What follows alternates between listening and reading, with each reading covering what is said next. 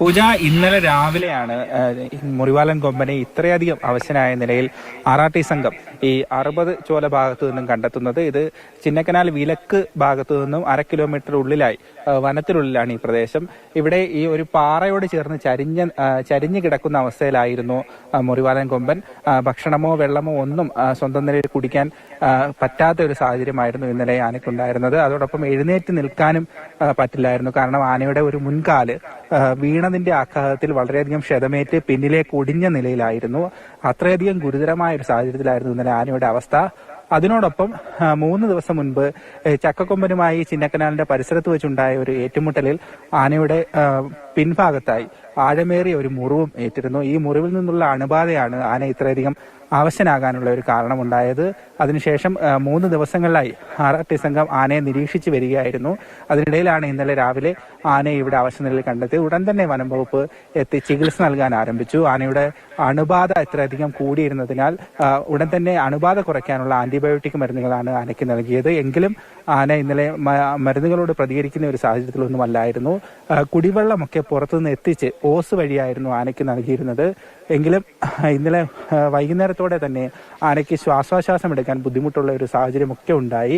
അതോടൊപ്പം ആനയുടെ മുൻകാല് ഒരു പാറയിൽ ഉടക്കിയ നിലയിലായിരുന്നു. ആ പാറ അവിടെ നിന്ന് മാറ്റി ആ മുൻകാല് വീണ്ടും പഴയ സ്ഥാനത്തേക്ക് എത്തിക്കാനുള്ള തരത്തിലുള്ള ശ്രമങ്ങളും നടന്നു. അതും ഫലവത്തായില്ല. ഏതായാലും വനംവകുപ്പിന്റെ ഭാഗത്തു നിന്ന് വളരെ കൃത്യമായ ഒരു ഇടപെടലാണ് വിഷയത്തിലുണ്ടായത്. നല്ല രീതിയിലുള്ള ചികിത്സ തന്നെ ആനയുടെ ജീവൻ നിലനിർത്താനായി ആനയ്ക്ക് നൽകി. പക്ഷേ കൃത്യമായ രീതിയിൽ മരുന്നുകളോട് പ്രതികരിക്കാൻ കഴിയുന്ന ഒരു സാഹചര്യത്തിലല്ലായിരുന്നു ആന. വളരെ അവശനായ നിലയിലായിരുന്നു ഇന്നലെ രാവിലെ മുതൽ തന്നെ മുറിവാലന്റെ ഒരു അവസ്ഥ ഉണ്ടായിരുന്നത്. ഈ കാണുന്ന മുറിവാലൻ ചിന്നക്കനാലിലുള്ള 3 കൊമ്പന്മാരിൽ അരിക്കൊമ്പൻ ഉൾപ്പെടെയുള്ള 3 കൊമ്പന്മാരിൽ ഏറ്റവും പ്രായം കൂടിയ ആനയാണ്. ഇതിന് താഴെയാണ് ചക്കക്കൊമ്പൻ വരുന്നത്. അരിക്കൊമ്പനായിരുന്നു ഇവിടെ ഏറ്റവും പ്രായക്കുറവുള്ള ആന. ഈ പ്രായാധിക്യം മൂലം ഉണ്ടായിരുന്ന അവശതകൾ ഇതിനുണ്ടായിരുന്നെങ്കിൽ പോലും അതൊന്നും ആനയുടെ ദൈനംദിന പ്രവർത്തനങ്ങളിൽ ബാധിക്കാത്ത തരത്തിലായിരുന്നു പോയിക്കൊണ്ടിരുന്നത്. എന്നാൽ ഈ ആനകൾക്കിടയിലുള്ള ഇടയ്ക്കിടെ ഉണ്ടാകുന്ന ഈ ഏറ്റുമുട്ടലുകൾ ഈ ചില പ്രായം കൂടിയ ആനകൾക്ക് ഗുരുതരമായ പരിക്കിലേക്ക് പോകാനും അത് പിന്നീട് മരണത്തിലേക്ക് നയിക്കാനും ഒക്കെ കാരണമാകാറുണ്ട്. ചിന്നക്കനാലിൽ ആദ്യമായിട്ടാണ് ആനകൾ തമ്മിലുള്ള ഏറ്റുമുട്ടലിൽ ഒരു കാട്ടാന മരിക്കുന്ന ഒരു സാഹചര്യം ഇവിടെ ഉണ്ടാകുന്നു. ഇപ്പോൾ ഇന്നലെ ആന്റിബയോട്ടിക്കുകളോട് പ്രതികരിക്കാതായതോടെ ഇന്നലെ രാത്രി ഇന്ന് പുലർച്ചെ 2 മണിയോടെയാണ് ആനയ്ക്ക് മരണം സംഭവിച്ചത്. ഡോക്ടർ അനുരാജിന്റെ നേതൃത്വത്തിലുള്ള സംഘമായിരുന്നു ആനയ്ക്ക് ചികിത്സ നൽകിയിരുന്നത്. കൃത്യമായ രീതിയിൽ ഇന്നലെ മുഴുവൻ വനംവകുപ്പ് ഉദ്യോഗസ്ഥരുടെ ഒരു നിരീക്ഷണം ആനയ്ക്കുണ്ടായിരുന്നു.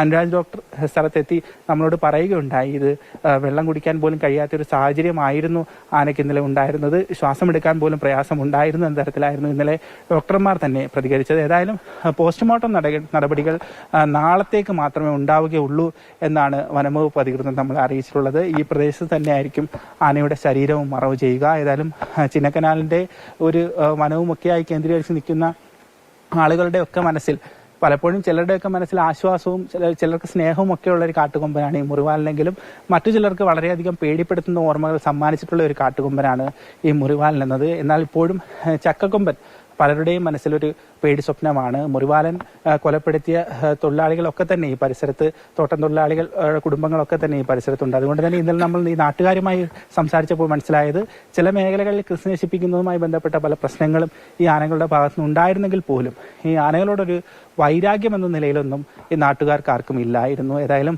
മുറിവാലന്റെ മരണത്തെ വളരെയധികം സങ്കടകരമായ ഒരു അവസ്ഥയിലൂടെയാണ് ഈ ചിന്നക്കനാലും മേഖലയും കടന്നുപോയിക്കൊണ്ടിരിക്കുന്നത്. പോസ്റ്റ്മോർട്ടം നാളെ മാത്രമേ ഉണ്ടാവുകയുള്ളൂ. ഈ പ്രദേശത്ത് തന്നെയായിരിക്കും ആനയുടെ ശരീരം മറവ് ചെയ്യുക. കാരണം ഇവിടെ നിന്നും മറ്റൊരിടത്തേക്ക് ആനയുടെ ശരീരം മാറ്റാനുള്ള ഒരു സാഹചര്യം ഇതിൽ തൽക്കാലം ഇവിടെ ഇല്ല. കാരണം മറ്റൊരു വണ്ടി കയറിയെത്തി ഈ ആനയുടെ ശരീരം പുറത്തേക്ക് എത്തിക്കാനുള്ളൊരു അതിന് പറ്റിയൊരു ടെറൈൻ അല്ല ഇത്. അതുകൊണ്ട് തന്നെ ആനയെ ഇവിടെ തന്നെ സംസ്കരിക്കാനാകും സാധ്യത. പൂജ.